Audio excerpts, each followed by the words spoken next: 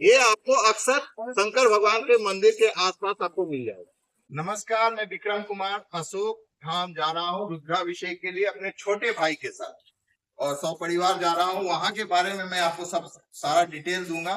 और अशोक धाम ये आपका लखीसराय डिस्ट्रिक्ट में पड़ता है। हम लोगों ने पहले से ही पूजा की सामग्री रख ली है, कुछ डिक्की में है, कुछ यहाँ है। इसमें कि आपका सबसे इम्पोर्टेंट फूल है रुद्राभिषेक के लिए ये फूल अकमन का फूल और धतूरे का फूल, धतूरे का फल। मैं सारी व्यवस्था के बारे में बताऊंगा कि रुद्राभिषेक वहाँ कैसे किया जाता है, वहाँ के पंडित कैसे हैं, वहाँ रहने की भी व्यवस्था है, वहाँ गेस्ट हाउस भी है और वो मंदिर कितना पुराना है और उसका क्या इतिहास है, ये सारा अपडेट में। हम लोग अशोक धाम अब पहुंच चुके हैं। इसका प्रांगण है, प्रांगण में बहुत ज्यादा स्थान है। अशोक बाबू वो हकी ना हाँ, मंदिर में देखो ऊपर में दरिया पर रहने और तो वही है। अच्छा, ऊपर में बैठा है। चलिए, बहुत ही अच्छा इन्फॉर्मेशन मिला। आज तक हम देखे नहीं थे। गाड़ी आप अंदर ही लगा सकते हैं, जैसे कि मेरी गाड़ी लगी हुई। वाकई मंदिर में अक्सर आपको सपेड़े मिल जाएंगे सांप वाले। ये मान्यता है कि बाबा भोला का श्रृंगार सांप के बिना नहीं होता है। ये आपको अक्सर शंकर भगवान के मंदिर के आसपास आपको मिल जाएगा। ये दामिन है, लेकिन वो शुभ माना जाता है। इसमें जहर कम होता है, लेकिन ये लपेट बहुत ज्यादा लेता है। इतनी मान्यता है कि यहाँ लोग नए नए जो गाड़ी लाते हैं उसकी पूजा भी करवाते हैं और पूजे का यहाँ एक अलग फीस है। वो फीस दीजिए और यहाँ पूजा कराइए। इसमें ये नहीं है कि आपको इतना देना उतना देना, ये फीस है, तय फीस है जो कि आपको देना पड़ेगा। 500 रुपया का रसीद होता है और आपकी इच्छा हो तो उतना आप दे सकते, जितना आप दे सकते हैं, लेकिन रसीद 500 का ही। देखने जा रहा हूँ, ये मंदिर का बरामदा है और सबसे इम्पोर्टेंट आदमी जिन्होंने ये खोजा है उनसे मैं बात भी करूंगा। देखिए, इन्हीं के मतलब मैं समझ भी नहीं पा रहा था और ये आज हमको मिले। इन्होंने ही, ये गर्भ का फोटो लेने का नहीं था इसलिए मैं नहीं ले रहा हूँ, क्योंकि मना है तो मना है। और बहुत ही मतलब बहुत अच्छा दिन है जो कि इनसे हमें मुलाकात हुई। बहुत ही, यही है, इन्हीं के नाम पर अशोक धाम स्थापित है और इन्होंने ही खोजा है। अपने के कैसे से मिले रही ये 77 में अपनी खोज लिए है। मैं तो खेल कूद में मिल रहा, कौन सी खेल रही है? गाय चराने में इनको ये मंदिर मिला था और मैं इसका एक फोटो खींचूंगा जरूर, इनसे इजाजत लूंगा। और देखिए, इनके साथ ही लेता हूं मैं। ये देखिए, इतना बड़ा मैंने कभी शिवलिंग देखा नहीं, मतलब होगा लेकिन मैंने नहीं देखा है। और आज मुझे अशोक धाम के मेन जो जिन्होंने ये मंदिर बनाया लोगों ने, लेकिन जिन्होंने ये शिवलिंग खोला उनसे आज मेरी मुलाकात हो गई। ये कम बड़ी बात नहीं, मैं अपने आप को बहुत ही किस्मत समझता हूँ। यही हैं अशोक जी, जिन्होंने अशोक धाम इन्हीं के नाम पर हुआ है। इन्हीं को शिवलिंग मिला था। ये यदुवंशी परिवार के सदस्य थे, प्रतिदिन गाय चराने के लिए आते थे और इन्हीं को बाबा भोला का दर्शन हुआ और इन्हीं के नाम पर, अशोक जी के नाम पर ही अशोक धाम रखा गया। ये प्रतिदिन अपने पूर्वजों से ही गाय इनके घरों में रहता था। आर्थिक उपार्जन के लिए ये गाय चराते थे और दूध बेचते थे। उसी क्रम में इन्हें बाबा भोले का दर्शन हुआ और बाबा भोले का जो ये मंदिर है इसका नाम अशोक धाम इन्हीं पर पड़ा है। ये मेरा सौभाग्य है कि इनसे मेरी मुलाकात हुई और इन्होंने सारा डिटेल हमें बताया। ये मंदिर का इतिहास बहुत पुराना नहीं है, मुश्किल से 1977 में, अभी हम अशोक जो इन्होंने शिवलिंग को खोजा था उनसे मैंने बात हुई तो 1977 में इसकी खोज हुई थी और उसके बाद धीरे धीरे मंदिरों का निर्माण होते चला गया। ये मंदिर इतना विशाल हो गया।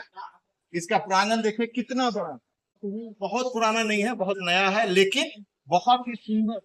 मंदिर में 3 द्वार दिए हुए हैं।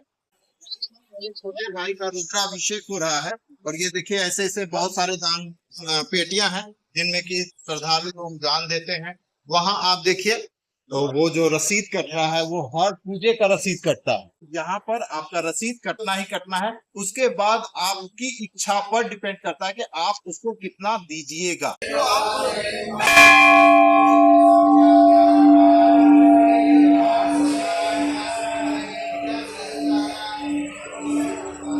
इसकी गूंज बहुत दूर तक जाती है, ये आपने सुना ही होगा।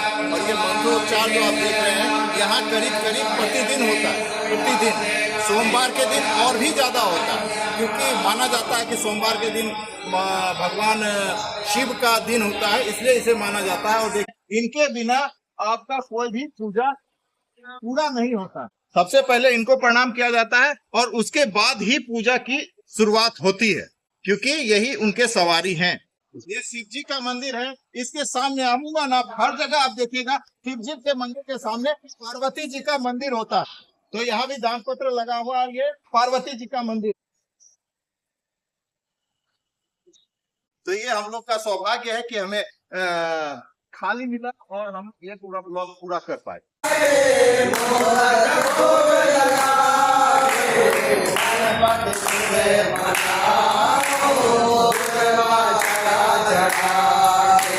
लेकिन यहाँ जब आप पूजा करने आते हैं या बहुत दूर से आते हैं या यहाँ आपके आसपास घर नहीं है, तो ये यहाँ पर आपको गेस्ट हाउस भी मिल जाएगा। वहाँ यहाँ गूगल करने के बाद यहाँ का नंबर मिल जाएगा, आप गेस्ट हाउस बुक कर लीजिए, यहाँ का रसीद कटवा लीजिए, जो पूजा करना है उसका रसीद कटवा लीजिए, और यहाँ बहुत ही श्रद्धापूर्ण से आप पूजा करा सकते हैं। यहाँ के जो पंडित है वो भी बहुत अच्छे हैं।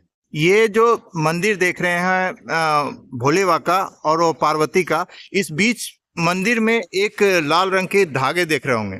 इस धागे को एक दूसरे से जोड़ा जाता है, जिसे हम लोग अपने बिहारी भाषा में गैंठी कहते हैं, मतलब पति पत्नी को जोड़ना। जी हाँ, ये रिवाज होती है। ये जनरली यहाँ जो नवविवाहित जोड़े आते हैं वो एक दूसरे से ये धागा जुड़वाते हैं, और इसका भी आपका रसीद कटता है और ये शुभ माना जाता है। ये देखिए, मंदिर के तरफ से आपको पूरी सूची दी हुई है। जो आपको पूजा करवाना है वो सारे पूजी की सूची आपको दी गई है। इसका रसीद कटता है और इसी हिसाब से यहाँ पूजा की जाती है। देखिए, ये परमानेंट यहाँ रहते हैं और यहाँ जो आपको मुड़ना उड़ना कराना है तो कराते। मुड़ना का कितना लेते हैं आप लोग? जो इच्छा है वो देते हैं। रसीद तो कटेगा ही। रसीद 501 रुपया कटता है। हाँ, और जो इच्छा है इनको देना पड़ता है। श्रद्धालु के लिए कोई दिक्कत नहीं यहाँ पर है। बहुत लोग वस्त्र दान भी करते हैं, तो वो भी ये लोग रहते हैं और इनकी कमाई भी यही है। और मंदिर में कोई दूसरी कमाई नहीं है। मान लीजिए कि मंदिर के कुछ स्टाफ हैं, कुछ हैं, तो यहाँ वो बनवा लेते हैं तो वो पैसा देते हैं। ये गौमुख है। यहाँ पर जो हम भोला बाबा पर अर्पित करते हैं वो सारा यहाँ से निकलता है और इसके जल को छींटने से हमारा शरीर शुद्ध और पवित्र होता है। इसे जरूर करें।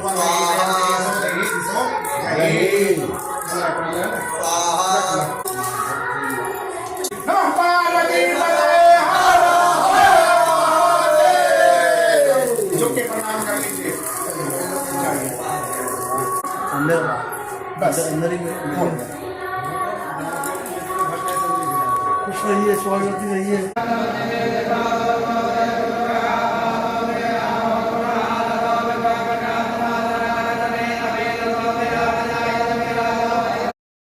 पूजा के बाद ब्राह्मण भोज बहुत जरूरी है। अगर आप कोई बड़ा पूजा करते हैं तो ब्राह्मण भोज जरूर करें।